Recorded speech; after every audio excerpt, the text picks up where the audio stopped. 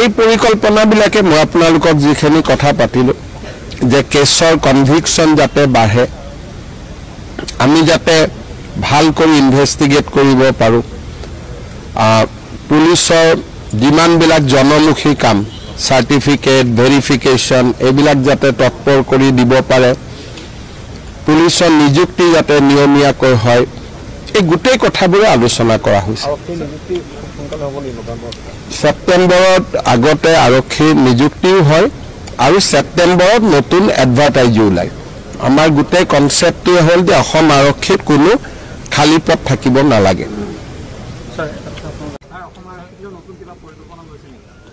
এই পৰিকল্পনাবিলাকে মই আপোনালোকক যিখিনি কথা পাতিলোঁ যে কেছৰ কনভিকশ্যন যাতে বাঢ়ে, আমি যাতে ভাল কৰি ইনভেষ্টিগেট কৰিব পাৰোঁ, পুলিচৰ যিমানবিলাক জনমুখী কাম চাৰ্টিফিকেট ভেৰিফিকেশ্যন এইবিলাক যাতে তৎপৰ কৰি দিব পাৰে, পুলিচৰ নিযুক্তি যাতে নিয়মীয়াকৈ হয়, এই গোটেই কথাবোৰে আলোচনা কৰা হৈছে।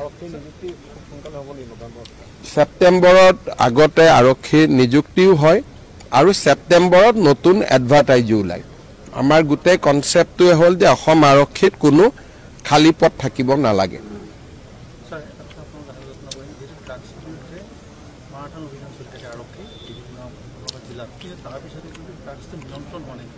ড্ৰাগছ নিয়ন্ত্ৰণ হ'বই নোৱাৰে, কাৰণ ই এটা বহুত ডাঙৰ চক্ৰ।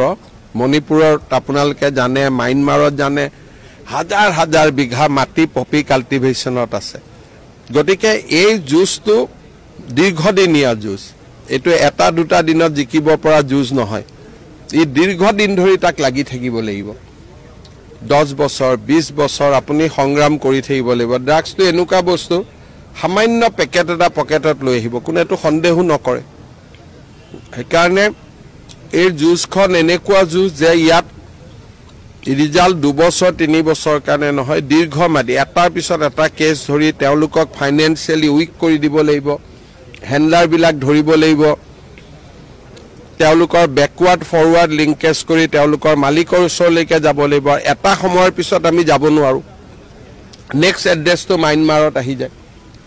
সেইকাৰণে এইটো এটা দীঘলীয়া সংগ্ৰাম। ইয়াৰ কাৰণে সমাজ আৰক্ষী দুয়োটাই বহুত ধৈৰ্য থাকিব লাগিব।